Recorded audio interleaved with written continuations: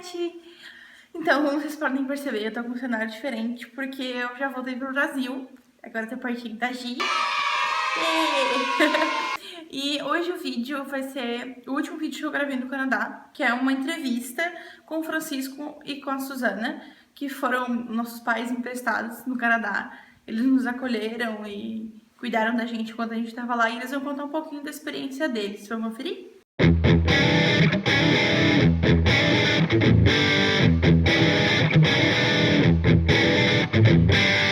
Quando que vocês vieram pro Canadá? Eu vim em agosto de 2006 e as crianças e ele vieram depois, em setembro. Por que vocês vieram separados? Porque ele estava trabalhando ainda e o dinheiro tinha que entrar, né? Eu vim na frente para procurar casa, escola. O objetivo principal era a educação das crianças, então quem cuidava disso na época era a Su. Que idade tinham as crianças? Tinham 14, 15 anos. 14, 15 anos. O que chamou a atenção de vocês do Canadá? Quando a gente começou a considerar a imigração, a gente estava procurando um país que falasse inglês, que fosse de primeiro mundo e que tivesse um sistema de imigração que a gente pudesse imigrar. Depois de extensa pesquisa se procurando Estados Unidos, Inglaterra, Nova Zelândia, Austrália, Canadá.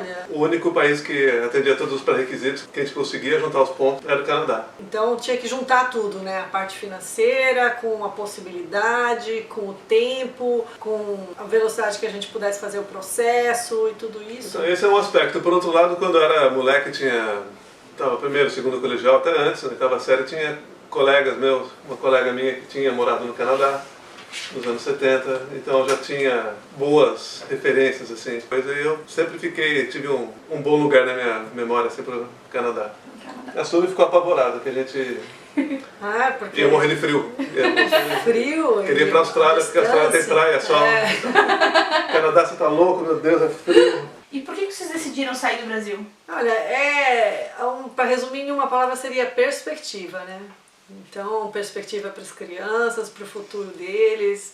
A nossa situação financeira no Brasil estava confortável, mas não tinha perspectiva de crescimento no meu trabalho, muito. O Francisco também estava meio assim... Eu estava num ponto baixo lá da minha empresa. Mais ou menos, então, e a gente não tem como apostar no Brasil, porque a gente não sabe qual que é a próxima onda, o que vai rolar lá, né? Então... E também a gente sempre tinha essa preocupação de não estar criando nossos filhos para morar nesse país do jeito que é, porque e aliando isso a dar uma oportunidade também de uma experiência internacional, né, que isso aí foi o que motivou a gente no início a procurar essa questão da imigração, do intercâmbio, do isso, daquilo, foi o início da ideia, foi propiciar uma experiência. Eu queria dar para as crianças uma oportunidade de estudar fora do Brasil e eventualmente se fixar fora do país. Então, nos princípios, assim, quando estava lá atrás na sua cabeça, né, esse processo, a gente considerava assim, manda eles para fazer o colegial e eventualmente se a gente conseguir juntar dinheiro para pagar a faculdade. Quando eles eram bem mais novos, a gente estava pensando nisso, fomos atrás de intercâmbio. À medida que foi chegando mais perto, a gente começava a pensar, eu não vou conseguir me separar dos meus filhos. E aborrecentes, né? Quem vai mandar aqueles monstros para casa de alguém? Juntando tudo isso, mais uma série de coisas, você vai dizer que foi por causa do Lula? Não foi por causa do Lula. Mas uma série de coisas assim vão te... Vocês hoje moram em Toronto, vocês sempre moraram em Toronto, vieram pra cá? Sim. Viemos direto pra Toronto. Aí eu vim pra cá e passei 4 dias andando a cidade inteira e achei super legal, como ele falou, no verão, tava tudo, né? Imagina se fosse no inverno. Todos os festivais de música rolando no Harbourfront e tal, e eu passei então 4 dias assim meio de mariposa, né? Andando em festival de rua e andando nas ruas, que a primeira vez que você vem é muito diferente, né? Do Brasil. A maneira como são construídas as casas, a maneira como os bairros são montados como se fossem pequenas vilas, né? Com culturas diferentes e tal. Então, tudo, você poder experimentar comidas do mundo inteiro, sabe, só andando de estação de metrô para estação de metrô. Então eu adorei a cidade, achei que era uma cidade super fácil de explorar. Se você depender de transporte público, você vai para qualquer lugar aqui. E a adaptação de vocês então foi fácil? Tem os seus... a gente fala assim, olhando em retrospectiva, você fala assim, não foi difícil. Tem vários pontos que você engasga. Quando você vem aqui a primeira vez, você acha que fala inglês fluente, que você aprendeu na escola. Não é bem assim, os sotaques aqui são muito diferentes, o ouvido demora a acostumar. Para mim a adaptação foi muito fácil. Primeiro porque eu continuei trabalhando em casa, não é uma coisa que eu fazia no Brasil. Segundo, que eu estava com a minha família aqui, que é mais importante, minha mulher e meus filhos. Então foi um período que a gente aproveitou a gente ficou bem... Se aproximou bastante. Mas teve os seus, procurar emprego, tudo de novo, depois de 20 anos, sem nenhum network. Agora você porque Toronto, né? começar tudo de baixo de novo. Toronto é a cidade mais dinâmica do Canadá. É o voo direto para São Paulo. Fuso horário, 1 hora de diferença na maior parte do ano. 3 horas no inverno. Tem alguma coisa, vocês estão aqui já há 10 anos, esse ano, né? Vai fazer 10 anos, né? Tem alguma coisa que ainda surpreende vocês aqui no Canadá? Não, a gente ainda não conhece muito o Canadá, no sentido de a gente só conheceu as cidades grandes, mas de uns 2 anos para cá a gente está começando a explorar as cidades pequenas. Mas questão cultural, assim, Eu acho que não. Eu acho Não, que nem uma grande surpresa. você morando em Toronto, você tem de tudo um pouco, né? Tem as diferentes culturas. Quando você chega, você anda no metrô, você já conhece, né? Parece leva o um aeroporto do MIB, né? Do filme. Tem gente do mundo inteiro falando todas as línguas, tá? Uma coisa louca.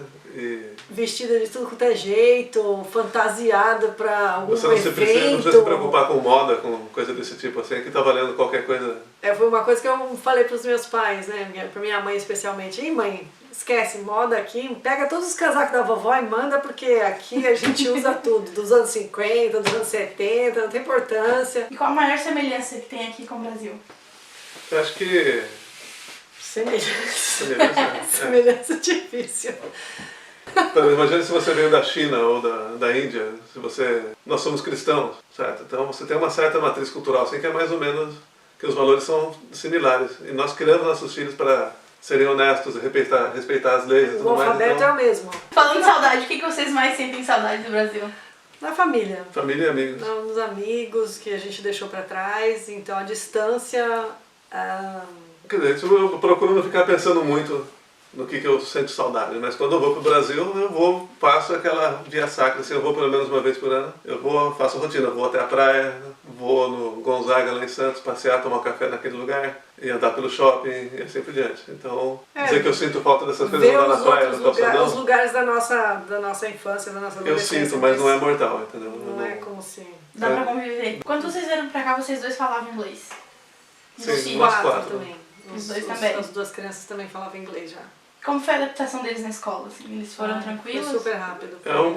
15 dias, assim, já. Porque foi um terror pra eles, né? Imagina adolescente, né? Sai do Brasil, a menina Isabel tinha encontrado o amor da vida dela, era o fim do mundo. O Eduardo reclama menos, mas ele também sentiu um pouco, ele é bem fechado, né? Então ele foi pra escola e ficou quieto no canto dele lá por uns meses. Aí quando ele começou a se soltar assim, aí já em janeiro ele já sendo apontado como colega escolhido da turma. Então... As escolas têm o dom de receber os alunos novos. Uma curiosidade que já teve gente que me perguntou, a escola aqui é pública? É pública. Toda ela. Bom, é pública e não paga até o fim do colegial. As universidades são pagas. São pagas, só que são fortemente subsidiadas. São subsidiadas pelo governo, para quem é residente. Vocês vieram como residente. Sim. E hoje vocês são cidadãos. Isso. Quanto tempo levou o processo para a cidadania? Nós, 4 anos e alguma coisinha. Qual o lugar preferido da cidade para vocês? Bom, isso é para cada um de nós, né? Eu não sei, eu tenho vários lugares preferidos, mas eu acho que, assim, em termos de memórias e tal, pra mim a Dundas Square é um lugar assim que me traz, né, muitas memórias dos primeiros eventos, né, que pra gente era tudo diferente, surpreendente. Pra mim o lugar preferido é aquela região do centro da cidade também, ele mais para Queen ali, entre a Bay, a prefeitura, Nathan Phillips Square, Eaton Center, é o pedaço que eu gosto mais de zanzar pela cidade. Qual a diferença que vocês sentiram entre ser imigrante e ser cidadão? A diferença maior foi poder votar, né? Você pode votar, você pode tirar passaporte canadense. Quando você vem como residente permanente, você já está num guarda-chuva de todos os benefícios, praticamente, né? A gente tinha direito à saúde, a gente tinha direito à educação, a gente tinha direito a quase tudo com exceção de votar e tirar um A principal diferença é votar e o passaporte, que a cada 5 anos você tem que gastar mais um dinheiro para renovar o passaporte. Agora é 10. E o passaporte que você consegue entrar nos Estados Unidos sem visto e abre mais portas aí pelo mundo afora. E também, se você é residente permanente e você for condenado a mais do que 2 anos de prisão, você é automaticamente expulso do país, você não tem sua residência permanente renovada. Né? Então, é uma coisa que agora a gente pode ir pra cadeia sem medo. Sem ser expulso do país. Como vocês sentiram a recepção das pessoas aqui em relação a vocês brasileiros? Olha, a minha foi muito boa, porque existe uma curiosidade, né? A maior parte das pessoas fica curiosa em saber a sua história, por que você saiu de um país que nem o Brasil, porque o Brasil tem poucos brasileiros aqui. Não é um país Canadá, onde não tem uma guerra, não tem uma coisa que sai no jornal todo dia, as pessoas não sabem muito do Brasil, a não ser que é um país tropical, abençoado por Deus. Nas primeiras semanas a Silvia ficou na casa de um casal, que é o rapaz é americano e a moça é francesa, libanesa, americana, whatever. E eles eram muito bem relacionados, trabalhando aqui já há muito tempo, morando aqui, então eles faziam festas uma atrás da outra, assim, e o pessoal ficava tudo em cima da gente, toda festa que a gente ia nos primeiros anos, assim. Sempre tinha... Você é carne nova no pedaço, os caras querem saber qual é a sua história, como é que é o Brasil. Porque os caras realmente não sabem, tem pouco brasileiro aqui. Algum momento bateu o arrependimento, assim, vontade de voltar? Não. Hoje vocês nem pensam em voltar pro Brasil? Não vou dizer assim que eu não voltaria pro Brasil de jeito nenhum, não afirmo, né? Até porque as crianças terminaram de crescer aqui e já estão levando a vida deles, né? E a gente não quer ficar longe deles e dos futuros netos, talvez. Então... Ai, futuros netos. Direta pra Thaís Eduardo. Voltar pro Brasil seria começar de novo lá. Quem sabe a gente se aposentando. O Francisco já falou que ele trabalha em casa, né? E tu, Sufi? Eu tenho uma empresa de efeito especial. Quando eu cheguei aqui, eu arrumei um emprego numa empresa de efeitos especiais, não conhecia nada do ramo. E aí, com o tempo, decidimos abrir uma empresa concorrente, basicamente, da empresa onde eu trabalhava. Francisco, tu nunca trabalhou aqui no Canadá? Sim, mas nada muito forte, assim.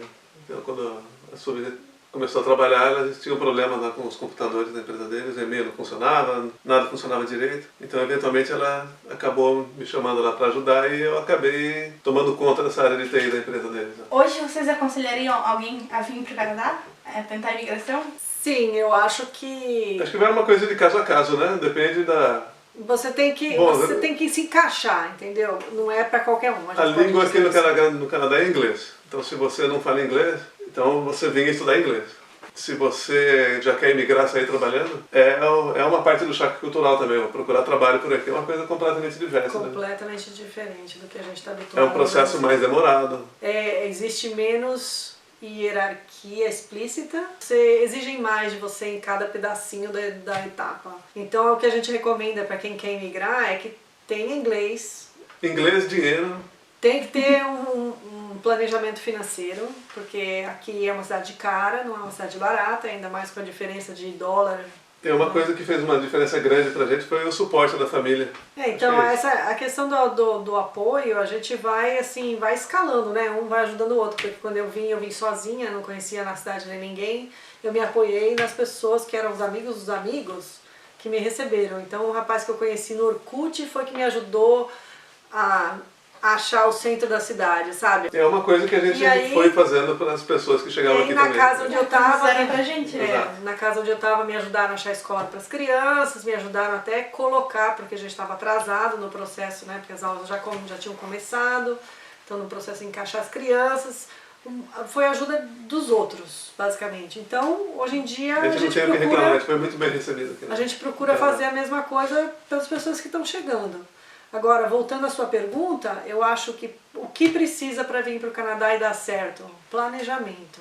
Mas a gente viu gente que veio e na cabeça deles não deu certo. Não deu certo por aquelas coisas que a gente já sabe. Dificuldade com a língua. Você vai começar sua carreira de novo. Vai procurar um emprego, mas não tem emprego naquele mesmo nível que você estava habituado. O modelo de emprego aqui é outra coisa, certo? Então, aqui, quando eu cheguei aqui, eu era diretora de empresa no Brasil. Eu não fazia serviço. Aqui eu cheguei e fui, né? Tinha que fazer os mesmos gama de serviço que eu fazia na direção, mas eu também tinha que limpar o banheiro, porque senão não tinha banheiro limpo para usar. Então, você tem que ser versátil, né? E você tem que se adaptar, não tem serviço doméstico, não tem quem... Você vai no posto de gasolina, você que tem que se virar lá. Não tem um frentista lá para colocar gasolina no seu carro. Você vai lavar o seu carro, se você quiser que alguém lave o seu carro, você vai pagar $100 para frente. A principal diferença entre Brasil e Canadá, que a gente vê, é a educação. É a principal que salta aos olhos, assim, que é ridículo o investimento que eles fazem em educação aqui. E o dia que a gente vê isso no Brasil também, quem sabe depois de uns 20, 30 anos o Brasil melhora. Por enquanto não tem perspectiva. Então se no Brasil você tinha o hábito de, sei lá, pular a catraca do metrô, tá? Só para pegar um exemplo besta.